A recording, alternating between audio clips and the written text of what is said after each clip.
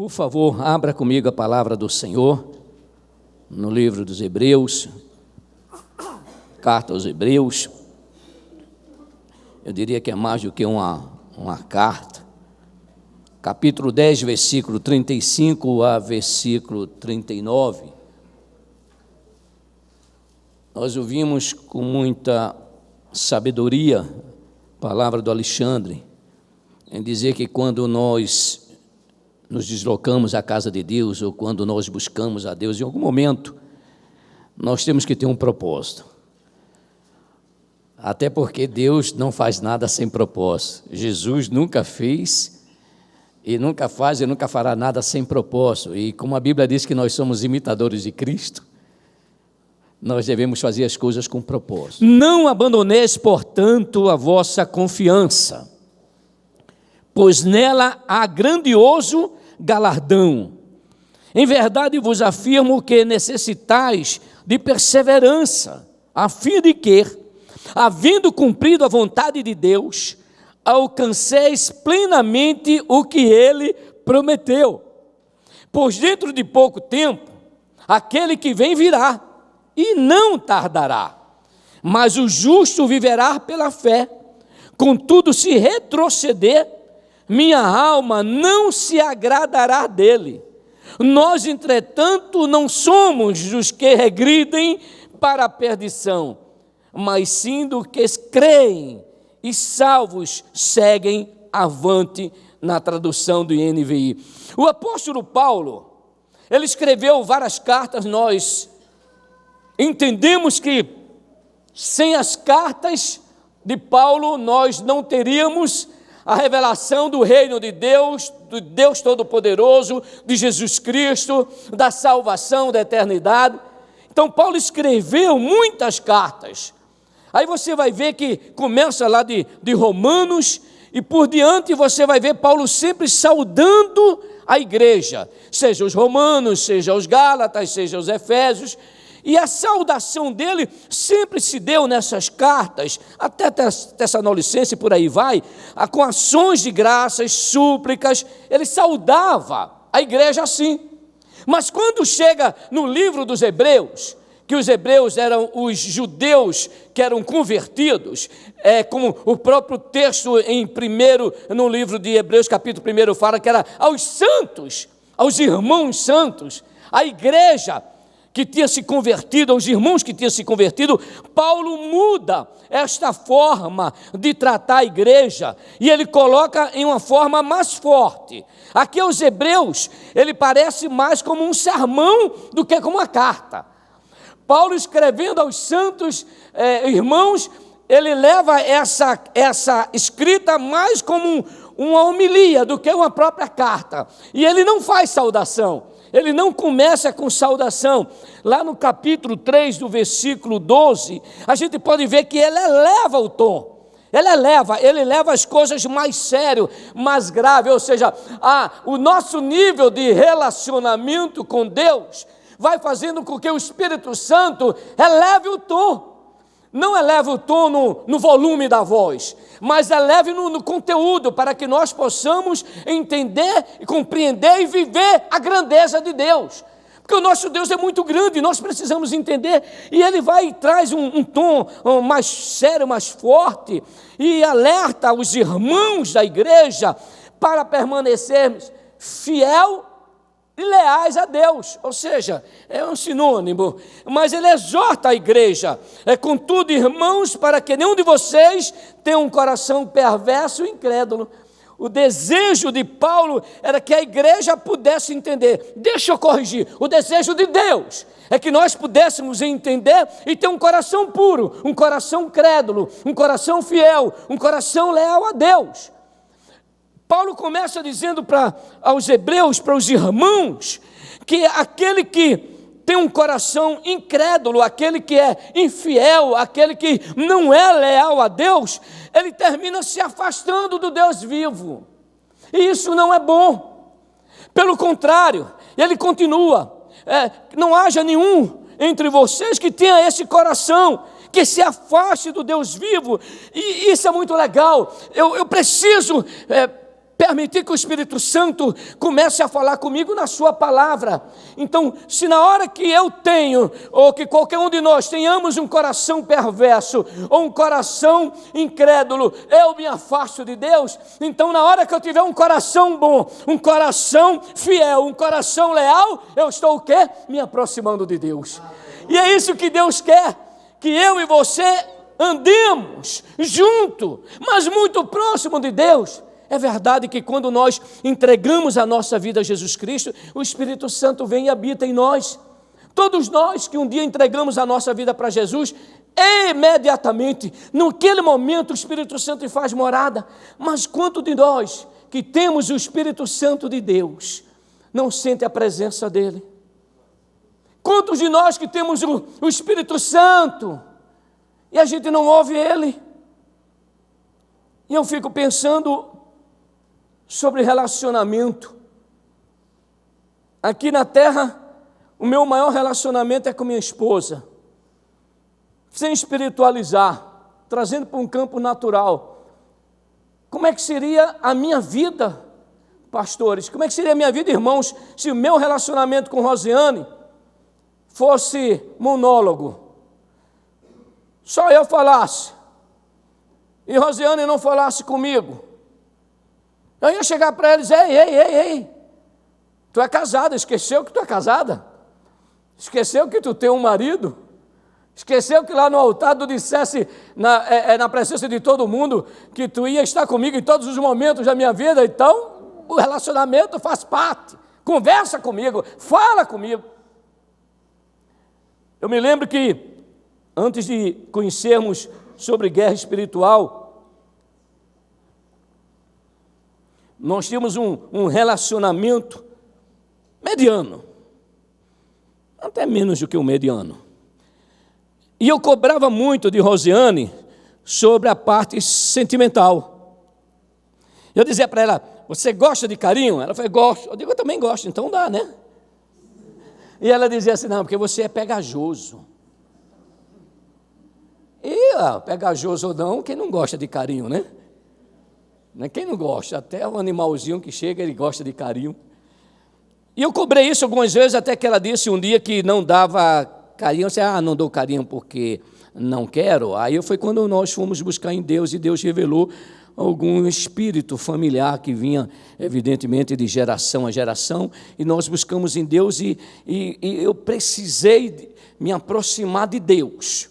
E quando nós buscamos em Deus, Ele começa a revelar as coisas. E Ele foi e revelou sobre um espírito familiar, de relacionamento conjugal, de frieza de relacionamento conjugal. O diabo, ele não separava, mas ele fazia com que o nosso casamento não fosse pleno. E é bom dizer que não tem nada aqui escrito a respeito disso. O Espírito Santo quer falar aqui para alguns casais. O Espírito Santo quer falar para alguns casais que são casados, mas que não vivem um relacionamento pleno, de amor, de carinho, não é só de respeito, não é só de honra, não é só de provisão, não é só de proteção, é de amor, verdadeiro amor, de relacionamento. Então nós buscamos em Deus, e Deus transformou completamente. Então eu quero dizer para você, se você tem algum coração, se você tem um coração incrédulo, comece a se aproximar de Deus, que Deus vai transformar o seu coração, a ponto de você viver o melhor de Deus. E Paulo, ele traz essa homilia, esse sermão, e ele continua no versículo 13: ao contrário, ao invés de ter o coração perverso, ao invés de ser incrédulo, dê a Deus uma oportunidade. Para quê? Encorajando uns aos outros todos os dias. Olha só que legal, a gente vê na palavra de Deus o discipulado, a gente vê na palavra de Deus esse cuidar, esse pastoreio. Pastorear é você alimentar, é você proteger, e Paulo, ele traz isso. Deixa eu corrigir isso aqui, que não é Paulo, é Deus, e Deus nos traz isso aqui. Ao contrário, encorajem-se uns aos outros todos os dias. Como é que eu vou encorajar vocês, meus discípulos, se a gente não tem um tempo para ficar? Não tem como. Eu recebi uma incumbência de Deus, vocês receberam essa incumbência por tabela. Os filhos de vocês receberam essa incumbência por tabela, que nós precisamos sim sair do sentimental e passar também para o natural. Amar não é só um sentimento. Deus prova o seu amor para conosco em ter nos dado Cristo Jesus, o nosso Senhor. Ou seja, Deus não só nos ama, mas Ele provou o seu amor. Então você precisa amar, sim. Amar a Deus acima de todas as coisas, sim, você precisa provar. Mesma coisa é um cônjuge, é um pai, é um filho que ama. Ele tem que provar, não tem que ficar só no sentimental. Ao contrário, encorajem-se uns aos outros todos os dias, durante o tempo que se chama hoje, de modo que nenhum de vocês sejam endurecido pelo engano do pecado. Olha só. E o que é pecado? Pecado é quando eu erro o alvo. Alvo de quem? De Deus. Deus tem um alvo. Se eu erro aquele alvo, acabou, estou em pecado. Então eu preciso acertar. E deixa eu dizer um negócio para você. A Bíblia está dizendo que o pecado engana. O pecado engana. Por isso eu preciso me aproximar de Deus.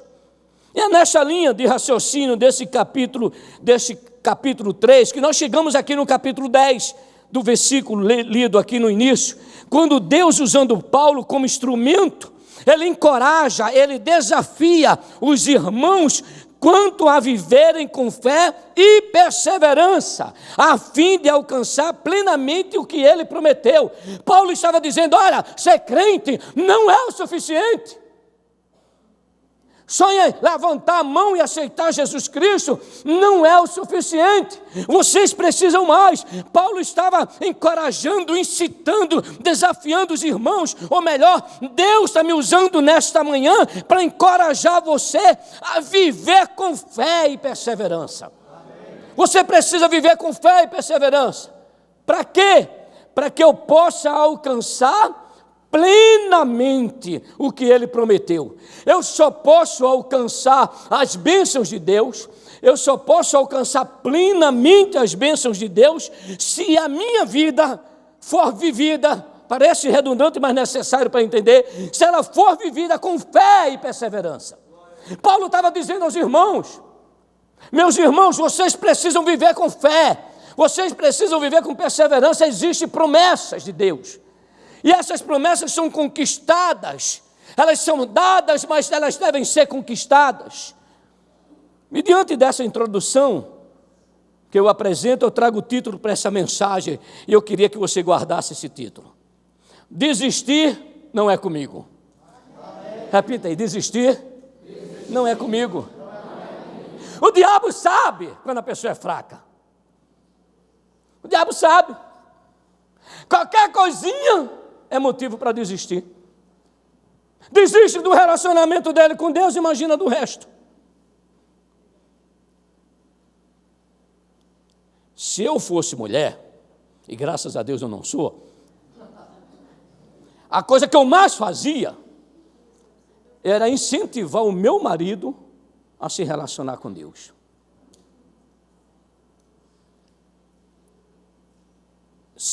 Um pai, uma mãe, que verdadeiramente ama, a coisa que ele mais deve fazer é incentivar os seus filhos a ter um relacionamento com Deus. O que vai fazer a diferença na hora X do problema não é o seu título de pastor, não é um título de levita ou de intercessor, não, é o seu relacionamento com Deus. E Paulo diz isso. E esse texto me trouxe a esse título, desistir não é comigo. Se o diabo sabe que facilmente você desiste do seu chamado ministerial, se o diabo sabe que facilmente você desiste de um propósito de Deus na igreja, ei, você devia estar grato a Deus. Todas as vezes que Deus traz alguma revelação, é porque Ele quer te abençoar, Ele quer te prosperar, Ele quer te transformar, Ele quer restaurar a tua vida, Ele quer libertar a tua vida, Ele quer que você viva plenamente o que Ele prometeu. Então, se o diabo sabe que eu desisto fácil, pastora Bruna, da minha célula, eu desisto fácil do meu discipulado, ele vai atacar nessa área. Ele vai saber que esta área é uma área vulnerável da minha vida. E o que é que ele vai fazer? Desistir do meu casamento. Qual é o problema? Estou desistindo de Deus, não posso desistir do meu casamento. Eu desisto do meu relacionamento com Deus. Eu não desisto de um filho. Já ouvi uma frase de um pai dizer: quem pariu Mateus, que balance. Não sei se você já ouviu isso. Isso é uma desgraça. Isso é um homem insensível. Isso é um homem de coração perverso. Isso é um incrédulo. Como é que alguém que foi gerado por você, você diz: quem vai cuidar de você é outro. Mas qual é o problema? Eu desisto de Deus? Não posso desistir do meu casamento? Não posso desistir do meu filho? Emprego? Nenhum é bom. Nenhum é bom. Tem gente concursado. Gente, só vocês que estudaram para concurso público sabem o sacrifício. Minha vida inteira foi em empresa privada, seja como empregado ou como empregador. Eu não tive essa experiência, mas conversando com muitos de vocês, ralam, acordam 7 horas da manhã, estudam até 9 horas da noite, isso meses, até fazer uma prova e ser aprovado. Aí o abençoado recebe uma dádiva de Deus, é aprovado. O diabo coloca no coração dele: isso não é bom. Não sei se você já ouviu isso. Eu já ouvi muita gente concursada dizer que o emprego que ele tem não é bom. Que é isso, gente? Por quê? É um cara que é acostumado a desistir. Então o diabo sabe disso, e até nas coisas boas, nas bênçãos, ele vai desistir. Mas o diabo engana. O diabo, ele engana. E Paulo diz: olha, para de ser enganado pelo diabo, porque enquanto você é enganado pelo diabo, você vai viver dele. Mas quando você passa a viver um relacionamento com Deus, você passa a viver dele. É dele. Aí Paulo desperta a igreja: para de ser crente de banco de igreja. Para de ser um crentinho mediano. Viva plenamente, completo, pleno o que Deus tem para você. Se você não estiver vivendo plenamente o seu relacionamento com Deus, é uma busca que você deve, é algo que você deve colocar como alvo primeiro na sua vida. Se o seu casamento não é um casamento abençoado, você deve colocar esse alvo na sua vida. Se a sua vida com a sua família não é abençoada, é isso que você deve colocar na sua vida. Paulo estava dizendo: para de ser mediano. Deus não tem bênção para crente mediano. Deus estava usando Paulo para incitar o povo, para despertar o povo, para acordar o povo. E o texto diz: não abandoneis, versículo 35, não abandoneis, portanto, a vossa confiança. Deus está dizendo para mim e para você: não largue o seu relacionamento comigo. Não largue o seu relacionamento com Deus. Não recuse, não renuncie, não deixe. É isso que o versículo, é isso que o verbo abandonar significa. Deus está dizendo para mim e para você: não abandone, não deixe, não desista do seu relacionamento comigo. Se você desistir do relacionamento com Deus, as outras coisas vai ficar mais fácil para Satanás. Vai ficar muito mais fácil para Satanás. Mas se você é uma pessoa determinada, a qualquer desafio que é colocado na sua mão, e olha, pastores, que Deus me fez essa pessoa de não desistir com experiência na minha vida profissional. Muitos desafios, cada um maior do que o outro, que eu não sabia nem para onde ia. Mas eu nunca disse a um patrão meu, vamos dizer assim, os gerentes de banco, quando eu entrei no banco: eu não dou conta, eu não sei fazer. Me mandaram trabalhar numa contabilidade do banco, da agência. Eu não sabia nem o que era ativo e passivo. Como é que eu ia trabalhar numa contabilidade, para fechar uma contabilidade da agência? E lá Deus me promoveu. Foi lá. E daí foi a minha vida profissional. Aí começa a minha vida ministerial. Vira aí para teu irmão, diz para ele: não desista. Não abandone o seu relacionamento com Deus. É isso que fala esse primeiro versículo, versículo 35. Não abandoneis, portanto, a vossa confiança, ela tem galardão, que é o primeiro título. Não rejeite a sua fé. Não rejeite a sua fé. A expressão grega, que está lá em Hebreus capítulo 11, versículo 1, no original, significa uma certeza concreta. O seu relacionamento com Deus tem que ser uma certeza concreta, inabalável. Uma confiança sem espaço para dúvida. O meu relacionamento com Deus, pastor, não pode ter espaço para dúvida. Ele tem que ser plenamente cheio. O diabo não vai encontrar espaço na minha vida para colocar dúvida. Era isso que Deus estava dizendo aos irmãos, lá em Hebreus. A sua confiança tem que ser uma confiança sem espaço para dúvida. A fé, olha que legal, a fé é como uma declaração escrita e oficial. Ou seja, vale, tem todo o poder. Em relação, é uma declaração escrita e oficial em relação às promessas de Deus, das quais a vida e a obra de Jesus Cristo é maior e melhor. Ela tem que ser sincera, ela tem que ser absoluta, depositada nele e na sua palavra. Isso é fé. E quando eu tenho esse relacionamento com Deus, a dureza do coração, a perversidade do coração, a incredulidade, a infidelidade, a deslealdade, isso não faz parte da minha vida. A fé, ela substancia a realidade de Deus. A fé, ela alimenta, ela dá um alimento forte à realidade de Deus. O que Deus tem para a minha vida? A fé alimenta essa realidade. A promessa que Deus tem na minha vida, a fé alimenta essa realidade. Deus valoriza a sua fé. A melhor maneira de se agradar a Deus. E tem um versículo na Bíblia que diz: agrada-te do Senhor e o quê? Olha só, que legal. É fácil assim, pastor? É, que é Deus que fala. Agrada-te do Senhor e Ele satisfará o que? O desejo do teu coração. Tu está com um problema de pecado, não consegue se livrar de determinados pecados na tua vida, tem um problema de coração duro, não perdoa fácil, é um murmurador, é uma pessoa que só vive em contenda, mas você tem consciência que isso faz mal a você e a sua família, isso faz mal a você e todos que estão próximos de você. Aí o Senhor diz assim, ó, me agrada, e eu vou satisfazer o teu desejo de coração. É libertar você disso? É comigo.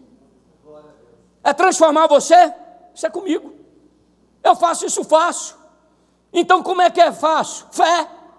Agrada-te do Senhor e Ele satisfará o desejo do teu coração. Mas pastor, fé parece uma coisa tão longe. É não.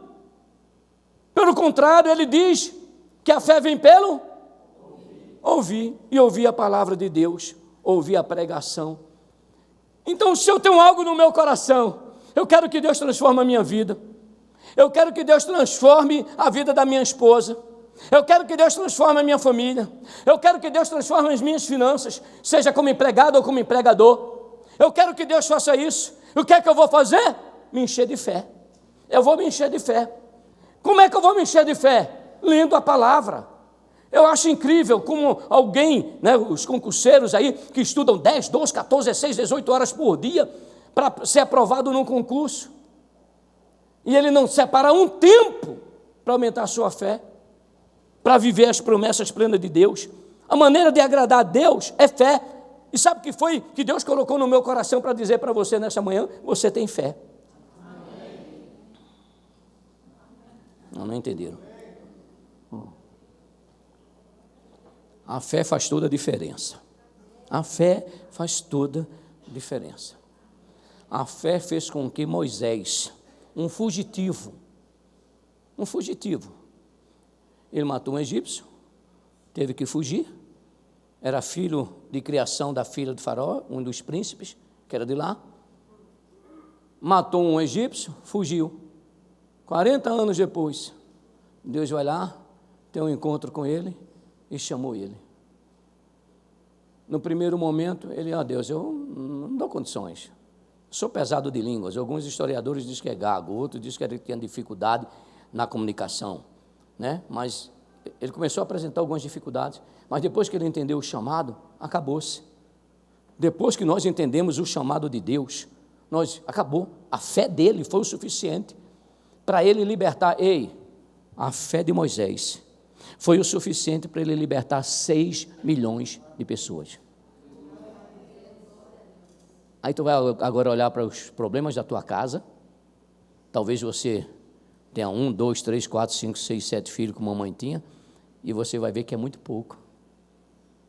Se Moisés, com a fé dele, libertou 6 milhões de pessoas, Imagina a fé que você tem. Agora eu vou falar para você o que Deus falou para mim, para eu dizer para você. Deus mandou dizer: ei, você tem fé. Amém. Tem fé. Isso é Deus. Esse é Deus. E olha aqui, isso aqui é uma afirmação. Está no versículo 25. Não abandoneis a vossa fé. Ô pastor, eu tenho fé. Tem. O que você precisa é colocar sua fé em ação. No momento que você recebe Jesus Cristo como teu único Senhor e Salvador, você recebe tudo que Ele tem. Você não recebe parte dele, você recebe tudo que Ele tem.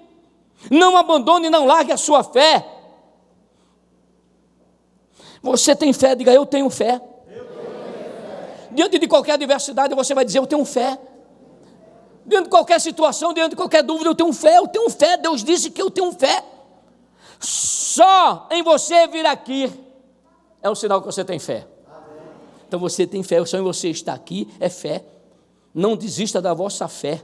Por que Paulo estava dizendo que o povo, os irmãos, não devia desistir da vossa fé? Porque tem recompensa, tem galardão. Olha o que é que ele escreve: não abandoneis, portanto, a vossa confiança. Por quê? Qual que é o versículo 35 diz? Porque é um grandioso galardão. Tem algumas traduções que eu gosto, eu acho que é Ark, que diz um grande, avultado galardão. Avultado é grande. Aí eu digo: Deus, não, esse negócio aqui não está meio redundante, não. Uma grande. Aí o Espírito Santo: meu filho, a minha porção é assim. É sempre um grande em cima de um grande. A minha porção é um grande em cima de grande. Então, Paulo estava dizendo isso aos irmãos: vocês precisam conhecer isso de que Deus tem. Não abandone, porque ela tem um grande, avultado galardão. Esse capítulo 10 precede o capítulo 11, que é o capítulo da fé. Toda a Bíblia é fantástica, é extraordinária, mas o capítulo 11 tem que chamar a sua atenção. Esse capítulo nos apresenta a definição da fé, que está lá no versículo 1, e os heróis da fé, os demais versículos. E eu não vou entrar nesse método, mas eu queria falar só de alguns homens, exemplos de homens que diante das diversas situações não desistiram da fé, pelo contrário, usaram a fé para viver os benefícios dela. Se eu desisto da fé, eu desisto dos benefícios que ela tem. Por isso que Paulo estava dizendo: ei, igreja, por isso que Deus estava dizendo: ei, meus filhos, não desista da fé. Tem benefícios, a fé tem benefícios. E Paulo estava dizendo, e mostra isso aqui, para eles precisavam viver como os heróis da fé viveram. Abel é uma fé de oferecer o melhor a Deus. Alexandre, você que estava orando ali pelas ofertas, pelos dízimos, gente, você não tem ideia. Caim e Abel, 2 irmãos, era momento de ofertar a Deus. A Bíblia diz que a oferta de Abel foi melhor do que a oferta de Caim. A fé de oferecer o melhor a Deus. Eu preciso, até na hora de uma oferta, até na hora de dizimar, eu preciso dar de coração a Deus, dar o meu melhor a Deus. Qual o seu melhor? 10 centavos é 10 centavos. Não te preocupa com o valor. Deus está pouco se lixando com o valor. Deus está pouco se lixando se você dá 10 centavos ou se você dá $1 milhão. Está pouco se lixando. O que Deus quer saber, esse 10 centavos é de todo o coração, Ele vai receber. Esse $1 milhão não é de coração, você perdeu tempo. Não serve nada para Deus. A fé de oferecer o melhor para Deus. Eu tenho que ter fé de oferecer o meu melhor para Deus. A fé de Abel saiu da teoria para a prática.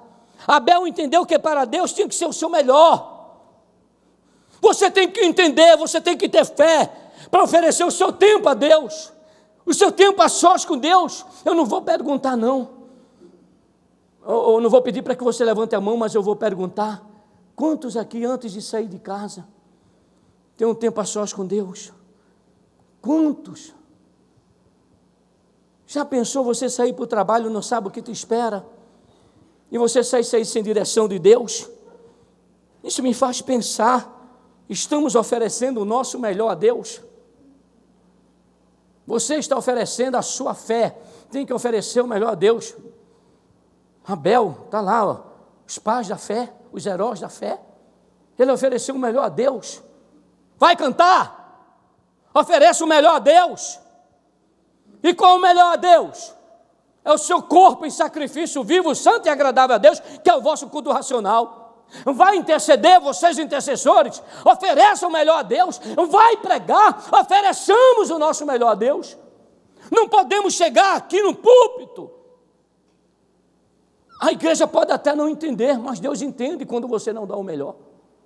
E oferecer a Deus de qualquer jeito. Um líder de célula, misericórdia. Ele não pode chegar numa célula e não ter dado o seu melhor a Deus. Os auxiliares da célula não podem chegar numa célula, se ele é responsável para dar as boas-vindas às pessoas, de estar lá na frente. Gente, cara, que bom ver você aqui, que bom você estar aqui. Hoje vai ser diferente a sua presença, muito vai alegrar o coração de Deus, o nosso coração. Se você vai precisar um louvor, vai ser o responsável para separar o louvor, o que é que você vai ter que fazer? Orar, Senhor, qual o louvor? Qual o louvor que vai impactar? Qual o louvor que vai transformar? Qual o louvor que vai libertar? Você tem que dar o seu melhor para Deus. Eu estou dando o meu melhor para Deus. Se eu não estou dando o meu melhor para Deus, eu tenho que me arrepender. Pedro só ouviu o que ouviu de Jesus, depois de ter traído Jesus, porque ele se arrependeu. Ei, deixa eu dizer um negócio para você. Existe uma diferença, só em um ponto, entre arrependimento e remorso, que faz toda a diferença, que é a mudança do arrependimento. Judas vendeu Jesus, Pedro negou Jesus, todos dois pisaram feio na bola com Deus, todos dois. Judas teve consciência que não devia ter feito isso. Que porcaria eu fiz, como é que eu fiz um negócio desse? Andei 3 anos com ele, como é que eu fiz uma besteira dessa? Chorou, saiu daqui, veio para aqui, para as emoções. Ele teve consciência, teve sentimento, mas parou por aí. Pedro se entristeceu. A alma de Pedro ficou triste, ele teve razão, teve sentimento, mas ele mudou. E por ele ter mudado, Jesus foi ao encontro dele. Não adianta só você saber que está errado. Não adianta só você ter o sentimento que você está errado. Você precisa ter esse outro pilar, que é o pilar do arrependimento. Enoque, a fé de Enoque gera a translação. Eu achei legal isso. Nós conhecemos que Enoque, ele não morreu. A fé de Enoque baniu a morte.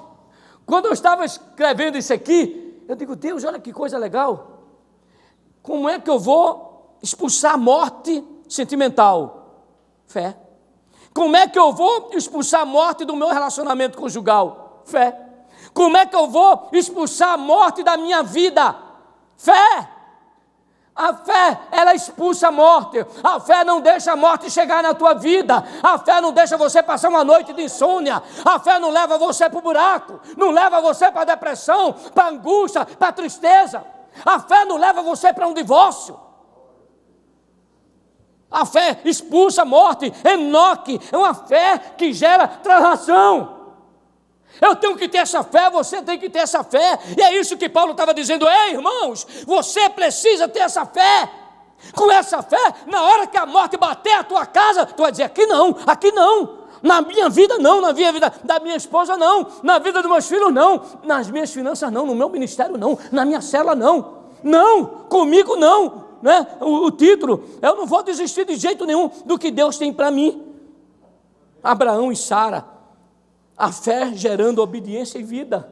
Não tem, pastor, está faltando no meu cônjuge um coração amoroso. A fé gera a vida nele. Pastor, está faltando no meu filho um coração humilde, obediente a Deus. A sua fé vai gerar isso nele. Pastor, está faltando fé, está faltando paz. A fé vai gerar essa paz. Saúde. Ei, deixa eu dizer um negócio. Fé gera saúde. Fé gera paz. Abraão não podia gerar vida, mas a fé gerou. Eu não posso, mas a fé faz por mim. A fé faz acontecer. Vira aí para teu vizinho e diz, a fé faz acontecer. A fé impede da esterilidade entrar na sua vida.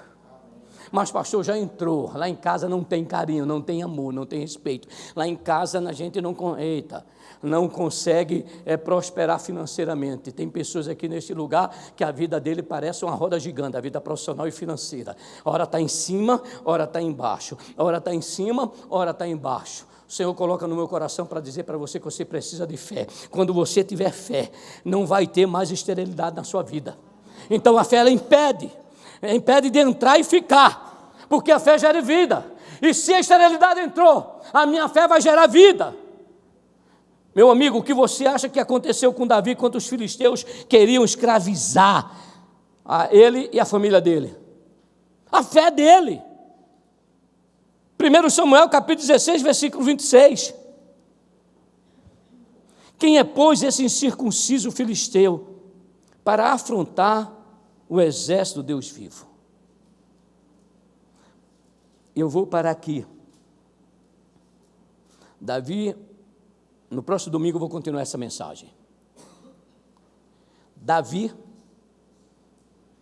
pastoreava as ovelhas do seu pai, cuidava, alimentava, protegia.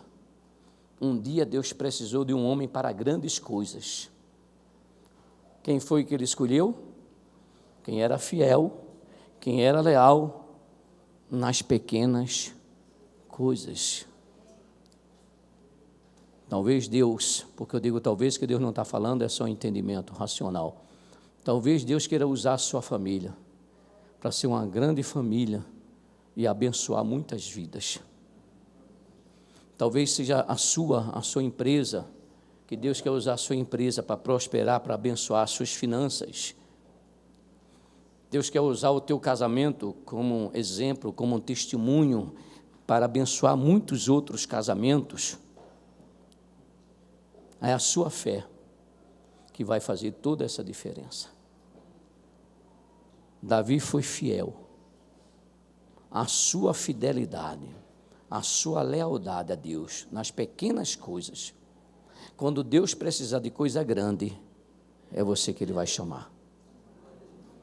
A sua lealdade a Deus, a sua fidelidade a Deus, vai chamar a atenção de Deus. A fidelidade de Davi, a lealdade de Davi em relação a Deus, chamou a atenção de Deus.